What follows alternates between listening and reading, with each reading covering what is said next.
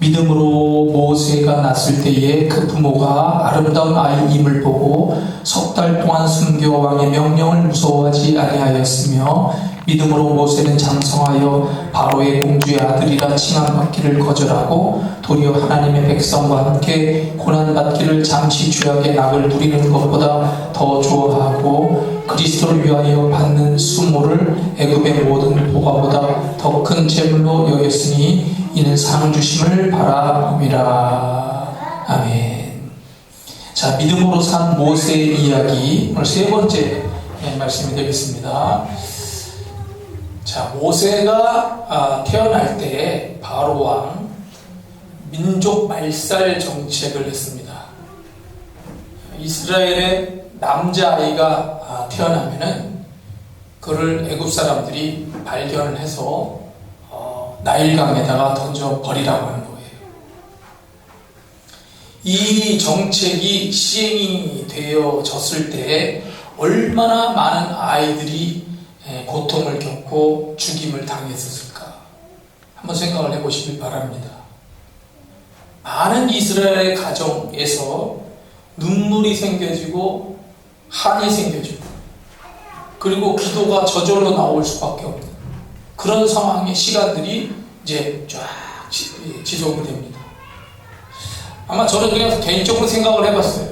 도대체 몇 명 정도가 죽었을까? 나중에 모세가 80년 후에 돌아오는 것이기 때문에 그 80년 기간 동안에 정책이 강할 때도 있었고 약할 때도 아마 있었을지 모르지만 아마 적어도 수십만에서 또 많게는 100만 명이 죽었을 수도 있는 거죠.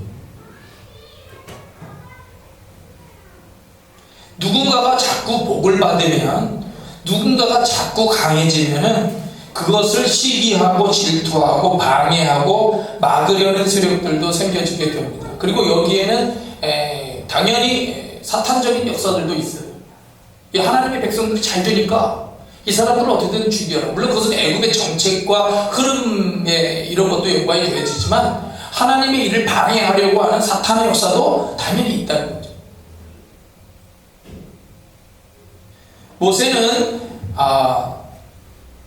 애굽 궁정 안에서 왕자로 성장을 하고 이렇게 하는데 싸움 능력이라든지 전차를 타는 능력이라든지 전투하는 능력이라든지 애굽 궁정에서 많은 학문과 이 전투에 관련된 것들을 잘 배웠던 것으로 알려져 있고요. 장군으로서 이렇게 전과를 올린 그런 이야기들도 전해지고 있습니다.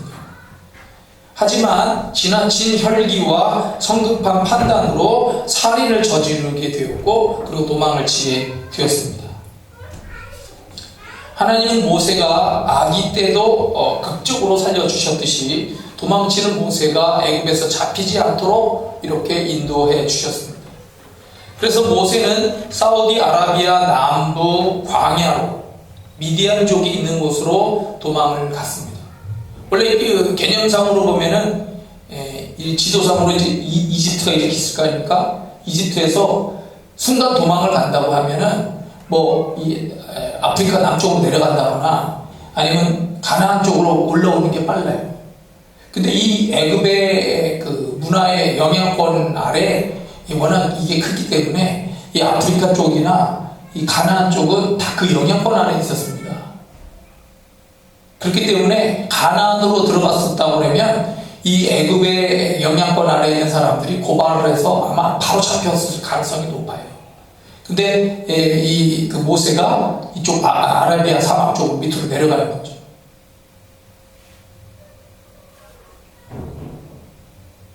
그래서 어느 날 우물 곁에 앉아 있었어요.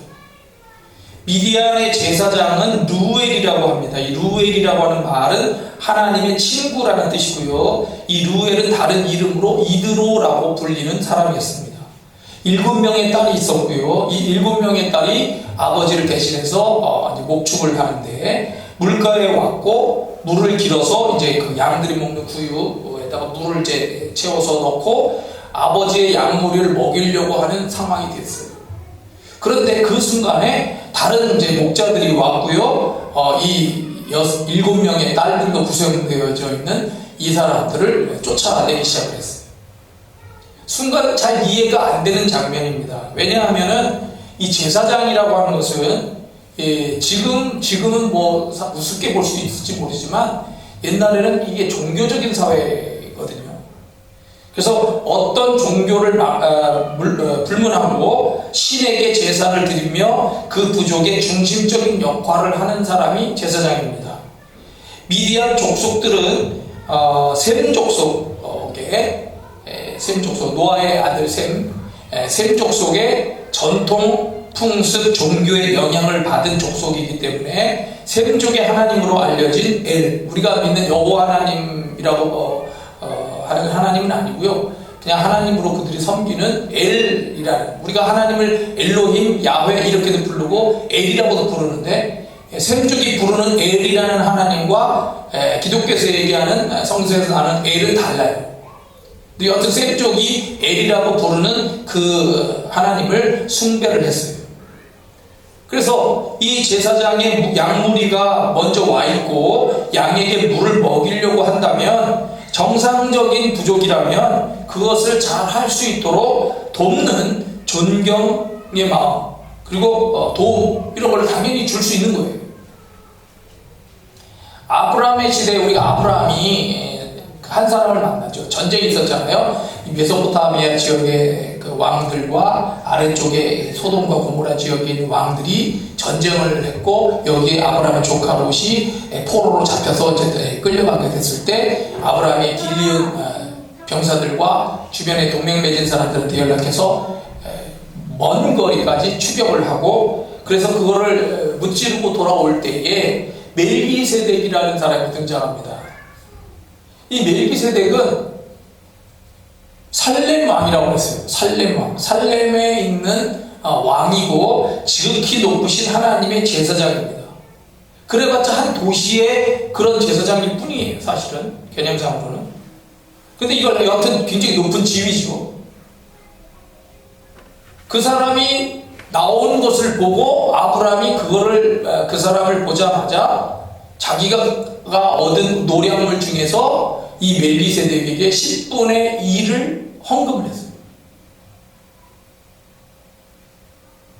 멜기세덱을 아브라함이 얼마나 이해하고 있는지 그런 거는 잘 알지 못하지만, 기본적인 뉘앙스가 내가 섬기는 여호와 하나님을 섬기는 그 하나님을 같이 섬기고 있는지, 그거는 여기서도 성경에서도 정확한 표현을 하진 않지만, 제사장으로서 역할을 하고 있는 그 사람의 그걸 존중을 해서 10분의 1을 드렸고, 멜기세덱은 아브라함을 축복해 줬다고 했어요. 그러니까 제사장은 그 지역과 사회 속에서 아주 중요한 역할을 하는 사람으로 존경을 받는 시대란 말이에요. 그런데 이상하게도 이 미디안 족속의 목자들은 제사장의 딸들을 무시를 하고, 그 무시하는 것을 곧 제사장을 무시를 하는 것이고, 먼저 왔다라고 하는 것, 그리고 물을 길어서 구유에 담는 노력까지 한 모든 것을 다 무시를 하고 쫓아내려고 하는 거예요. 여자들이라서 깔보는 것이다 라고도 할 수 있을지 모르겠습니다만은, 그 당시에 이 사회가 종교적인 사회이기 때문에 제사장에 대한 기본적인 존경도 모르는 그런 아주 나쁜 행동이다 라고 이렇게 볼 수가 있습니다. 우물가에서 순서를 기다리지 않고 행하는 이 못된 행동에 대해서 모세가 의협심이 발동을 합니다. 의를 위하여 싸워야 되겠다. 그래서 자기 혼자 나서서 여러 명의 그 젊은 목동들과 혼자서 싸우기 시작을 하고 그들을 때려 눕혔습니다. 이것이 모세가 가지고 있는 의로움이고 용기고 놀라운 전투 능력이었습니다. 모세는 혼자였기 때문에 괜한 시비에 관여할 필요가 없습니다. 자기가 또 도망자 신세잖아요. 잘못하면 이 일과 연관해서 커다란 곤욕을 치를 수 있는 상황이지만 참지 않고 일어나서 제사장의 딸들을 도와서 문제를 풀어주었습니다.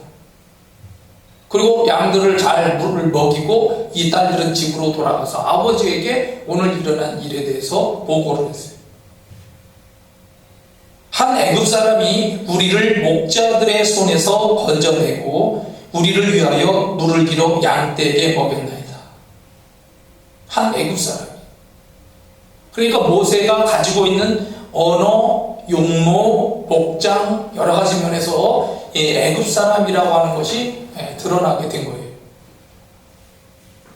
이 미디안 제사장 루엘 깜짝 놀랐어요. 자기 지역 사람들은 자기를 무시하는데 자기를 위하여 그렇게 나서서 어떻게 보면 목숨을 걸고 싸워준 그 사람을 왜 그냥 거기다 두고 왔냐. 딸들을 책망하고 당장 가서 그 사람을 모시고 와. 그래서 대접을 하시고 이렇게 하면서 놀라운 은혜죠. 이 집에 머물 수 있는 기회가 생겨진 것이고 첫 딸인 그 십보라라고 하는 여자, 이름의 뜻은 새입니다. 새, 짹짹거리는 새인데 이 십보라하고 이제 결혼을 해서 아이를 낳게 되는 거예요. 그래서 모세는 안정을 얻었고 결혼도 하고 이 이제 두 마리 토끼를 잡으면서 더 이상 도망다니지 않아도 되는 그런 이제 상황이 됐는데 이때 아들을 낳으면서 두 명의 아들을 낳았는데 게르솜하고 엘리에셀을 낳습니다. 게르솜은 도피한 곳에서 이방인이 되었다. 엘리에셀은 하나님이 나를 바로의 칼에서 구원하셨다. 이런 뜻입니다. 그러니까 어떤 하나님이 이 자기 가정 안에서 이렇게 구원하시는 그런 은혜로 내가 이렇게 되었다는 것을 이제 표현하는 그런 거로 이제 가정이 꾸려지게 됩니다. 그래서 이렇게 미디안 광야에서의 40년 동안의 삶은 애굽을 떠나서 불안한 모세의 삶을 안정적으로 만들어준 것은 사실이지만은 신앙적으로 볼 때는 이게 아주 중요한 훈련을 하는 기간이 되어지고 있는 거예요. 광야라고 하는 것은 모세의 지위 그리고 살인했었잖아요. 살인했던 것, 의협심, 민족을 위한 마음, 종교심 이런 것 등 모든 부분에서 모세를 훈련하게 하는 거예요. 자기의 권위를 버리고 겸손히 낮아지게 하고 하나님의 도우심을 바라보게 하고 의지하게 하는 훈련을 하게 만드는 겁니다. 그럼 무엇보다 지금까지 애굽의 궁전에서 장군의 역할도 하고 지휘관 역할도 하면서 이렇게 살아왔었던 모세가 유목 생활을 익히기 시작했다는 거예요. 유목 생활이라고 하는 것은 아브라함 때부터 이스라엘이 가지고 있는 자기의 색깔이에요. 이동하면서 유목은 배우는 겁니다. 그걸 뭐라고 하냐면 이동한다는 걸 그냥 이동성이다 이렇게 표현할 수 있지만 이거를 좋은 뜻으로 역동성이라고 얘기를 합니다. 한 곳에 머물지 않고 하나님의 나라를 향하여 계속 전진하면서 이동한다 이런 뜻을 이제 가지고 있는 신앙으로서는 역동성이라는 말을 표현하는 거예요. 유목은 제자리에 뿌리를 바꾸서 여기서 문화를 발전시키고 도시를 건설하는 이게 아니고 계속해서 시간이 되면 떠나는 거예요. 훌훌 여기를 하고서 떠나서 다른 곳에 가서 또 텐트 치고 또 떠나고 이런 식으로 해서 이동을 하는 것이기 때문에 애굽에서의 편안했던 생활을 벗어버리고 하나님의 백성들이 가지고 있는 이 유목 생활을 배우면서 양을 보는 거예요. 양같이 겸손해야 한다. 주인의 뜻을 따라서 순종하면서 가는 것이 이게 양들의 모습이다. 여기서 신앙을 발견하는 거예요. 이 이스라엘 백성들이 유목 생활을 한 그런 것에 담겨져 있는 의미들이 그렇게 의미가 되어진 거예요. 나중에 이제 출애굽을 해서 이스라엘 백성들이 광야로 나왔을 때, 물론 그 광야 생활이 가나안으로 공격해 들어가는 것에 대한 벌로서 나중에 또 이렇게 주어지긴 하지만은 그 광야 생활에 하나님은 모세를 통해서 그 광야 생활의 의미를 이렇게 가르쳐 주셨어요. 신명기 8장에 보면, 신명기 8장은 이제 그 신명기에서 중요한 그 장입니다. 내 하나님 여호와께서 이 40년 동안에 내게 광야길을 걷게 하신 것을 기억하라. 이것은 너를 낮추시며 너를 시험하사 내 마음이 어떠한지 그 명령을 지키는지 지키지 않는지 알려 하십니다. 너를 낮추는 거야, 일부러. 하나님의 명령에 순종하는 법을 배우도록 그렇게 훈련시키고 있다는 거예요. 너를 낮추시며 너를 줄이게 하시며 또 너도 알지 못하며 내 조상들도 알지 못하던 만나를 내게 먹이신 것은 사람이 떡으로만 사는 것이 아니요 여호와의 입에서 나오는 모든 말씀으로 사는 줄을 네가 알게 하려 하십니다. 하나님의 말씀 안에서 살아가는 법을 가르쳐 주는 거예요. 그게 광야 생활에서 이스라엘 백성들이 얻는 것인데 모세도 똑같다는 거예요. 자기가 지금은 바로 궁궐 안에서 왕자가 되고 그리고 그 왕자로서 많은 사람들의 그 보조를 받으면서 이렇게 떵떵거리고 이렇게 살던 것이 아니고 이제는 그런 것들을 다 던져버리고 하나님 앞에서 양처럼 겸손해지고 그리고 하나님의 말씀을 따라서 살아가는 것이 어떤 건지를 자기 스스로가 이스라엘 백성들 앞에서 먼저 40년을 고생하면서 배우는 거예요.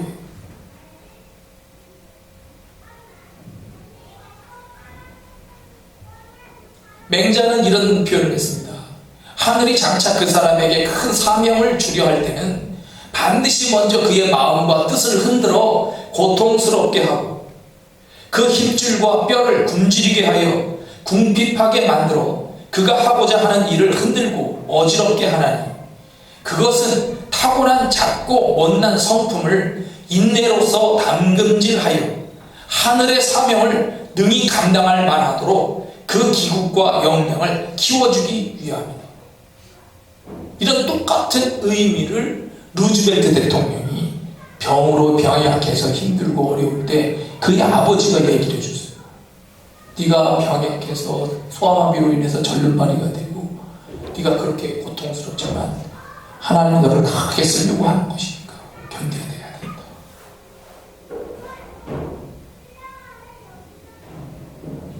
인간적으로는 우리는 여기서 이렇게 질문을 할 수가 있어요. 아니 하나님이 모세를 쓰실 때 광야 생활에서 40년을 또 보내게 하지 말고 지금 40이 간 넘었을 때 이때쯤 그냥 바로 사용하시면 안 될까요? 이때 젊을 때 힘도 있을 때 모세를 불러서 야 상황이 이렇게 해서 이렇게 된 거고 내가 너를 구하기 위해서 이렇게 역사했으며 앞으로 너를 통해서 이스라엘 백성들을 구원하려고 하니까 야 가서 싸워서 이렇게 해결해라. 이렇게 하면 안 되나요? 안 돼요. 왜?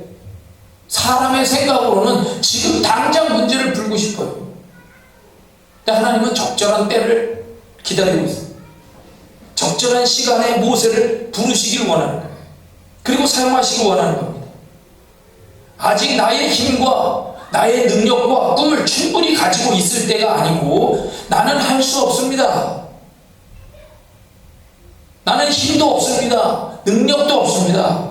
꿈을 향해 도전할 수 없습니다. 이런 것을 고백하는 때까지 그렇게 낮아지게 하시더라는 거예요.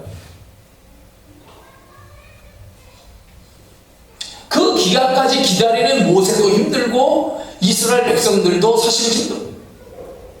근데 그 힘들고 고통스러운 기간들이 지나가도록 하십니다. 팻 노드버그라고 하는 사람이 있습니다. 팻 노드버그. 어느 교회가 운영하는 요양소에서 아주 우울한 나날을 보내고 있었던 사람이에요. 이 사람은 뇌수술을 받다가 잘못을 해가지고 정신장애자가 됐어요. 날마다 그가 하는 이 여자인데 그가 하는 일이 쓸쓸한 요양소 벤치에 앉아서 왜 하나님은 내게 이 같은 고난을 주시는 걸까? 라고 의문을 가지며 하나님을 원망했어요. 이제는 아무것도 할 수 없는 자기의 무기력한 인생으로 자기가 이렇게 매일매일 살아가고 있는 것이 답답했죠. 미치는 거죠. 그 순간들. 근데 어느 날 한 아이를 만난 후로 그녀의 인생이 확 바뀌기 시작했어요. 햇빛이 따뜻한 어느 날 오후였는데요. 이 팻 노드버그는 언제나처럼 그 요양소 벤치에 앉아서 이렇게 있었어요. 그런데 한 어린아이가 이렇게 눈에 들어왔어요. 그 어린아이를 보는 순간에 갑자기 그의 마음속에서 애정이 확 올라옵니다. 왜냐하면 이 아이도 그런 어떤 문제를 가지고 있어서 여기에 와 있는 거예요. 그러니까 그 아이가 불쌍하게 여겨지는 거죠. 그래서 그 아이를 데려다가 자기 옆에다가 앉히고 그의 머리를 이렇게 쓰다듬어 주는데 아이가 막 울기 시작합니다. 처음엔 당황했겠죠. 그 왜 우느냐라고 물어봤더니 이 아이가 지금까지 그 짧은 인생이죠. 짧은 인생 동안에 한 번도 그처럼 따뜻한 사랑을 자기가 받아본 적이 없다. 이게 사람이 아기가 태어났을 때 쓰다듬어주고 이렇게 교감하는 게 얼마나 사람을 존중하게 여기고 가치 있게 여겨지는 이게 사랑받는 존재라는 것이 그 생물이 살아갈 때 아주 중요한 거예요. 동물들은 막 그 혀로 핥아주잖아요. 온몸을 핥아주고, 그죠? 근데 이 아이는 그런 사랑을 한 번도 받아보지 못했다는 거예요. 그냥 단순히 머리를 한번 이렇게 쓰다듬어 주는데도 그러한 느낌을 받아본 적이 없어서 막 우는 거예요. 그때 이 노드버그 마음속에 이렇게 생각이 들었습니다. 아니 단순히 한 번 쓰다듬어 준 것이 이 어린아이의 마음에 이토록 큰 기쁨을 줄 수 있었다고 한다면 내가 이제부터라도 아동 심리학 공부를 시작해서 더 많은 아이들의 상처를 치유할 수 있지 않을까? 굉장히 엉뚱하죠. 어떻게 보면. 내가 아동심리학을 정신장애를 갖고 있는데도 내가 아동심리학을 공부를 해서 더 많은 아이들의 상처를 보듬어주고 치료해 줄 수 있지 않을까? 라는 이런 생각이 나게 되면서 대학의 문을 두드리기 시작한 거예요. 하루에 이 정신적인 그런 문제 때문에 3시간밖에 잠을 못 잤다고 합니다. 그리고 이 뇌의 상처 때문에 기억이라든지 이런 것들이 잘 작동이 안 되다 보니까 당연히 좋은 성적을 얻을 수가 없어요. 그런데 이 노드버그는 펫은 계속해서 노력을 했고 14년 만에 석사 학위를 수여받고 고난을 이겨내고 승리합니다. 그리고 유능한 기독교 아동 심리학자들 중에 한 사람으로서 활동을 하기 시작했어요. 그래서 이 사람을 통해서 많은 아이들에게 그런 희망과 용기, 치유, 회복들이 일어나게 됩니다. 하나님께서 허락하시는 고난과 역경은 더욱 큰 자로 성숙시키려는 연단이지 낙담케 하려는 좌절의 도구가 아니라는 것을 알아야 한다. 모세에게 40년은 너무 길어요. 이스라엘 백성들이 봤을 때도 40년의 광야 생활은 너무 긴 것처럼 사실 느껴져요. 여러분 40년이 얼마나 긴 겁니까? 하지만 그 고난과 역경이 그를 성숙시키고 하나님의 그런 뜻을 위한 더 좋은 도구가 되도록 만드십니다. 자, 역사적으로 보면 제가 그런 말씀을 드렸어요. 자, 지금 제 위쪽에 투투모세 1세가 있습니다. 투투모세 1세. 이 투투모세 1세 바로 애굽의 왕의 외동딸이 핫셉슈트가 있고 이 핫셉슈트가 투투모세 2세하고 결혼을 하고 왕후가 된 거예요. 얘도 공주가. 여기서 아이를 낳지 못하자 이제 모세를 양자로 드리게 된 거죠. 그리고 이 투투모세 2세가 어떤 일로 인해서 병으로 빨리 죽게 되면서 왕권을 핫셉슈트가 모세가 이제 양엄마가 된 핫셉슈트가 왕권을 장악을 했을 때 모세가 이제 잘 자라다가 살인을 저지르게 됩니다. 그런데 이 투투모세 2세와 궁녀 사이에 낳은 아들, 이 투투모세 3세가 되는 사람이에요. 이 사람이 이제 왕권을 호시탐탐 노리고 있다가 결국 모세가 살인사건을 저지르게 되면서 이제 민족적인 감정들을 일으키고 이렇게 해서 모세를 이제 죽이려고 하게 되는 거죠. 이 하셉수트 왕은 모세가 도망친 지 4년 후에 죽었어요. 죽었고, 왕권을 이어받은 것은 이 두트모세 3세가 왕권을 이어받아가지고 32년 동안 애굽을 통치를 하면서 많은 업적을 남기게 됩니다. 그리고 이 두트모세 3세가 죽었고 새로운 왕이 되었을 때, 나타났을 때 모세가 40년 만에 소명을 받고 BC 1447년경에 애굽으로 돌아오게 되는데, 그때 이 두트모세 3세의 아들을 뻘이 되는 아멘호텝 2세입니다. 이 아멘호텝 2세이라는 사람이 바로 왕으로서 등극을 하면서 이제 모세와 결투가 벌어지게 되는 거예요. 이때까지 하나님은 이스라엘의 많은 한숨과 눈물과 상처를 계속 외면하는 것이 아니고, 성경에 보면은 권념하셨다라는 표현을 해요. 권념. 계속 기억하고 있다는 거예요. 계속 보고 아파하고 있다는 거예요. 그리고 이스라엘을 건지시기 위한 역사를 시작하고 있다는 거예요. 하나님은 아브라함에게 이미 400년 후에 나오리라 라고 약속 예언을 해주셨거든요. 그 기간까지 하나님은 기다리고 있는 거예요. 위대한 역사를 준비를 하시면서 결국 이게 충돌이 일어나고 구원의 역사가 일어나게 이렇게 만들어 놓으신 거예요.